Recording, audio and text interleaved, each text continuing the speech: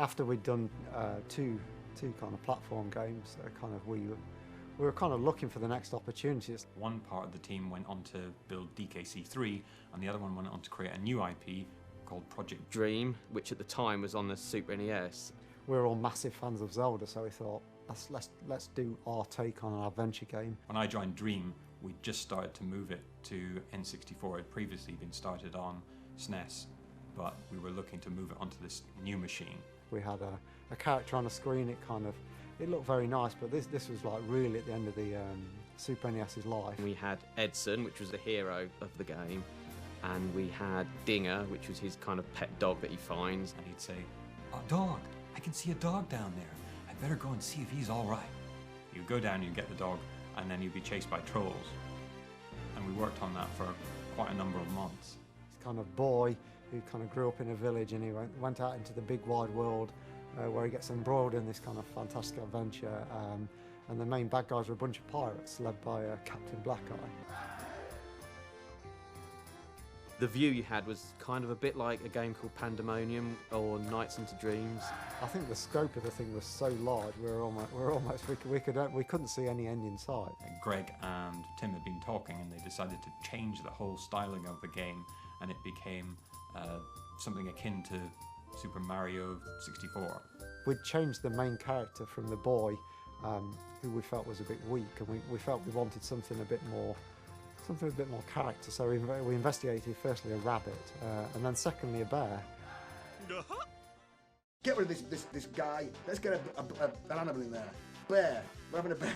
That was it. It went from being Dream to being Kazoo, but again, it was jumping on things and lots of kind of baddies and different things you could be doing. And it's all going to be instruments: banjo, piccolo, all of those.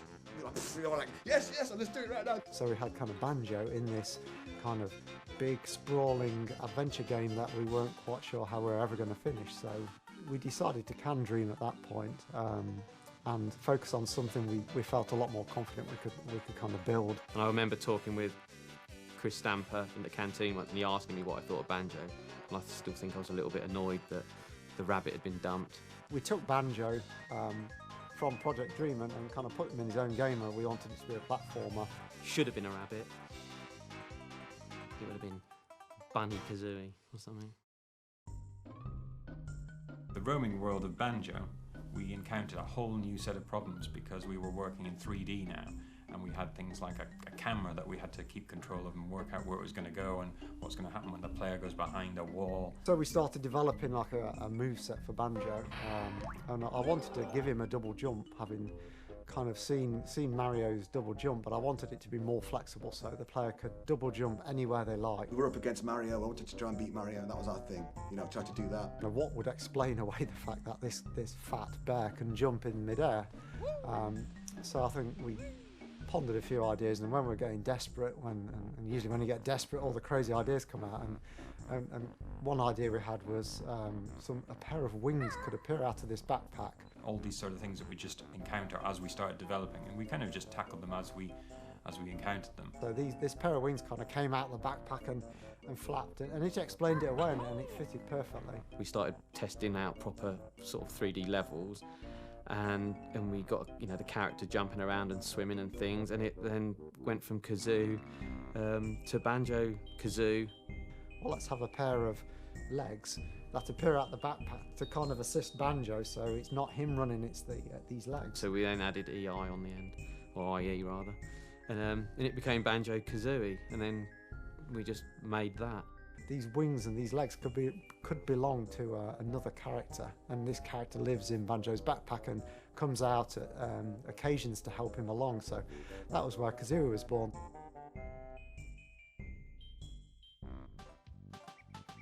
It was probably the breakthrough moment, and then all the dialogue, the interjection between them, and Kazooie being sarcastic and adventurous, and Banjo being like kind of a bit dim-witted and slow. All of that came afterwards, and it was all literally just built on this wanting a double jump. We needed like a shaman character, and then it was really just down. We were just left to do, get on with it.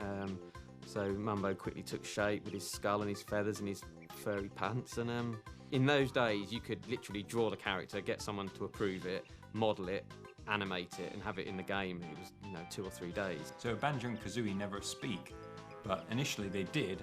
I think one of the reasons we made them have that strange garbled noise. We realised that we were going to have to record so much speech, it was going to increase development time considerably. I did the voice of Mumbo, of course, Ikum Bokum. The voices for all the characters were just kind of different. A lot of them were Grant, but a lot of them were different people just kind of mumbling sort of different little phrases.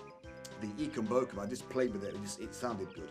So Ikum Bokum is made up of come and have a go if you think you're hard enough. So like I went got what I bought it big got eat up like that, and like recorded myself doing that, and then I cut it up into pieces. When we'd been working on Dream, I'd been doing some of the voices for the boy, and then when he changed to the bear, Tim was looking for a noise. There are noises that he would make and words that he would say. So I did some of the voices for Banjo then, and then it transformed into the gargled noise at the end. So the Kazooie needed a special noise as well, and it needed to be separate from Banjo. It needed to be noticeably different. So we made her a much sharper noise because she was a Breagull. So that was why she was Bree.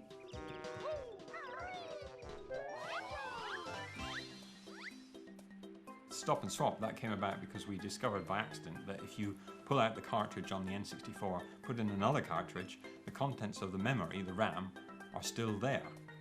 So we realised that we could use this to make a transfer of some information from one game to another. The idea was to either reward players for playing rare games, so it's like the more you play, the more you get rewarded, or to actually swap items between games, and that's where the Stop and Swap came from. And so you had to like quickly grab the cartridge, grab it, and then put the other one in.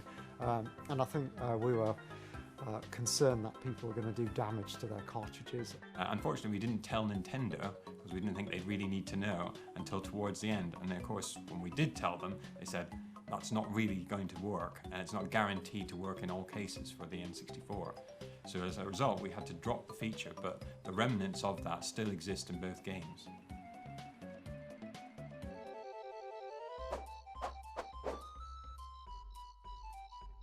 The game, I think, was well received. Again, another massive thing for me was to see Banjo at the top of the all formats charts in the UK. Yes, I think players appreciated the humour and the charm and the characters we managed to put into the world. When I see my son play Banjo-Kazooie, it's really heartwarming because it just feels right? It felt like almost every character you came across had a story to tell. Most of them were sob stories that you had to help out. So it's almost like Banjo was like an agony aunt going around fixing all these problems. So like running around in Banjo was fun without doing anything. It was just fun to run around, you know. I think they loved it, didn't they? What are you saying? It had all that magic about it. You could feel it. It was in the walls. I think it was just the whole immersive nature of the world, the fantastic music, the kind of just the charm of it was kind of what elevated it from maybe just another 3D platform into something that kind of people remember.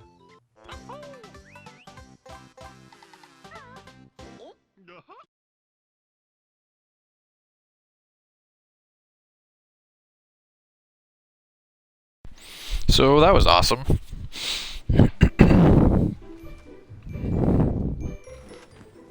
So I think that's it though. I think that's the only video I got unlocked. Let's see what we got. Yeah, it's just this one, I guess. But now that made me want to play Banjo, so I might have to.